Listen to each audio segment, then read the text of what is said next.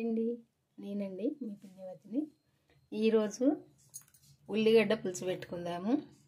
వెనకటి రోజుల్లో ఏం కూరగాయలు లేకుండే అప్పటిదప్పుడు ఈ ఉల్లిగడ్డలు కోసి పులుసు పెట్టుకునేవాళ్ళు కూర.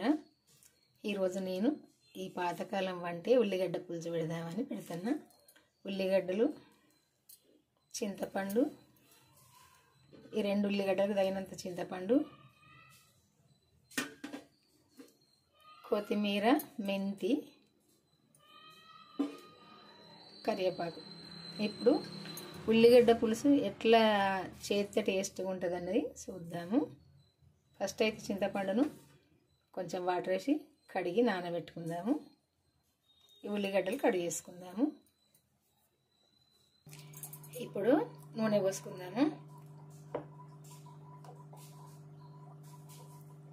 సరిపోద్ది.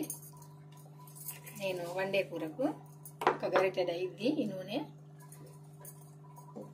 మనము కూర వేసుకునే గరిటెతో ఒక గరిటెడు అయింది, ఇది సరిపోద్ది. జీలకర్ర, ఆవాలు,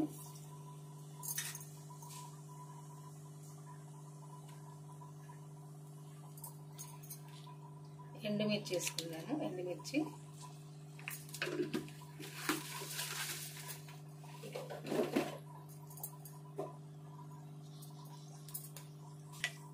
తాలింపు వేగినాక ఉల్లిగడ్డ ముక్కలు వేసుకుందాము.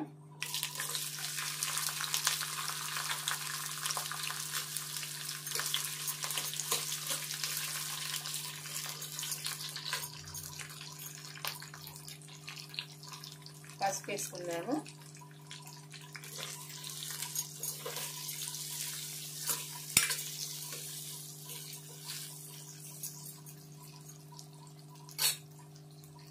కరివేపాకు వేసుకుందాము.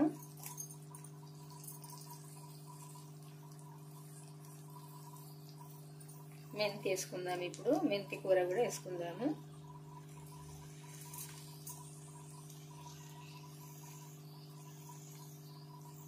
కొంచెం కొత్తిమీర కూడా వేసుకుందాము.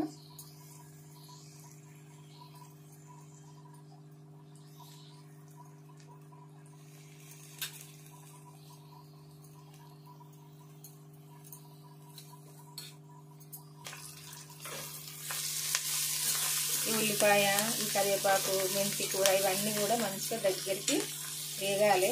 మంచిగా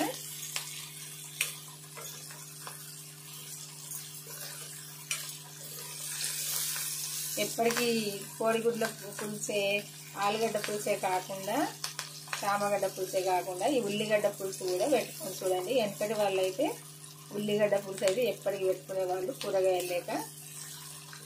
ఎందుకంటే తొందరగా 4-5 ఉల్లిగడ్డలు కోసుకొని ఇంకా చింతపండు నానేసుకొని మంచిగా గంజ నిండా పులుసు పెట్టుకునేవాళ్ళు. ఎందుకంటే అప్పుడు ఉమ్మడి కుటుంబాలు కదా, చాలామంది ఉంటారు కదా. అయితే అట్లా చేసుకునేవాళ్ళు.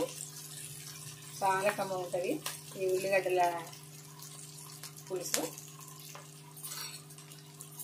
కొద్దిసేపు వేగాలి ఇది మంచిగా. ఈ ఉల్లిగడ్డ అంతా ఇట్లా దగ్గరికి వేగినాక అల్లము వెల్లిపాయ పేస్ట్ వేసుకోవాలి. ఈ అల్లం వెల్లుల్లి పేస్ట్ ఫస్ట్ వేసుకుంటే అడుగు అంటుకుంటుంది. అందుకే ఇది మంచిగా వేగినాక ఉల్లిపాయ వేసుకోవాలి. తాలింపు అంతా వేగినాక వేసుకోవాలి. కొద్దిసేపు ఈ అల్లం వెల్లుల్లి కూడా వేగాలి దూరగా.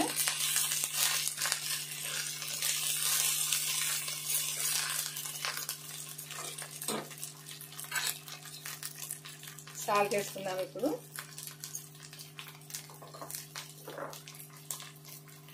కారం కూడా 1 చెంచా వేసుకుందాము. సాల్ట్ 1 చెంచా, కారం 1 చెంచా సరిపోద్ది. పచ్చిమిర్చి ఇందులో వేసుకుంటే మంచిగా ఉండదు. ఈ కూరలో అయితే పచ్చిమిర్చి వేసుకోవద్దు. ఎండిన కారం వేసి అనుకుంటేనే మంచిగా ఉంటుంది. ఇదంతా మంచిగా దగ్గరికి వచ్చేదాకా కలుపుకోవాలి.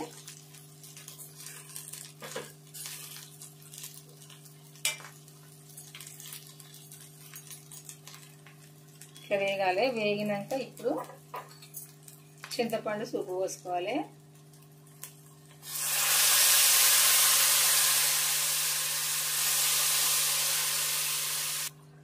చింతపండు సూపు మరి చిక్కగా కాకుండా చారు కంటే కొద్దిగా చిక్కగా తీసుకొని పోసుకోవాలి.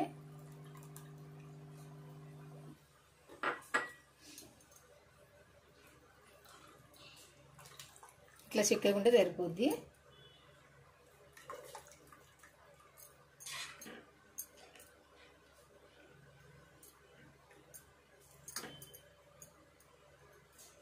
ఇదిగో ఇట్లా చిక్కగా ఉండాలి, సరిపోద్ది.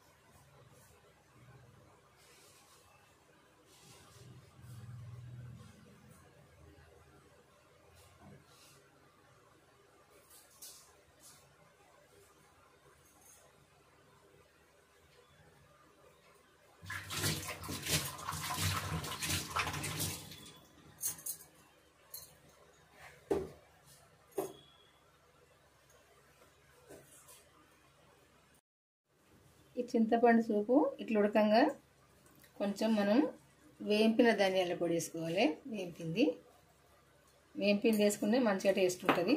ఈ ఉల్లిగడ్డ పులుసులో కొంచెం మెంతులు జీలకర్ర కూడా వేంపిన పొడి వేసుకోవాలి. ఇది కూడా వేసుకోవాలి.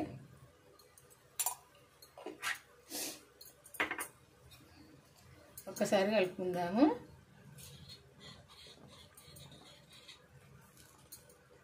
బాగా చిక్కగా ఉడకవలసిన పని లేదు, కొంచెం దగ్గరికి అయితే సరిపోద్ది. ఎందుకంటే బాగా చిక్కగా ఉడికితే పుల్లగా అయిపోద్ది. అందుకే ఉల్లిగడ్డ ఉడికి కొద్దిగా సూపు దగ్గరికి అయితే సరిపోద్ది. ఉడికినట్టే కొద్దిసేపు ఉడకాలి. మూత పెట్టుకొని ఒకసారి ఇట్లా ఉడికించుకోవాలి. ఇట్లా ఉడికినాక మళ్ళీ మూత తీసుకొని ఒక్కసారి కలుపుకొని చూడాలి. బాగా చిక్కగా కాకుండా మంచిగా ఇట్లా దగ్గరికి అయితే సరిపోద్ది. ఇది చల్లగా అయిందంటే ఇంకా కొద్దిగా కూడా చిక్కగా అయింది.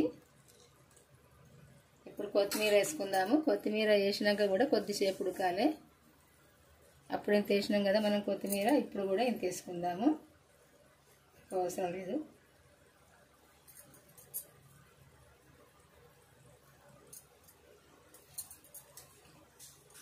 కొద్దిసేపు ఉడికితే అయిపోద్ది. టేస్ట్ కంటే టేస్ట్గా ఉంటుందండి ఈ ఉల్లిగడ్డ చింతపులుసు పులుసు. ఇది పాతకాలం వంట. ఎందుకంటే వెనకటి వాళ్ళు ఇట్లనే వండుకునే వాళ్ళు. చూసారు కదా, ఇట్లా వండుకుంటే సరిపోద్ది.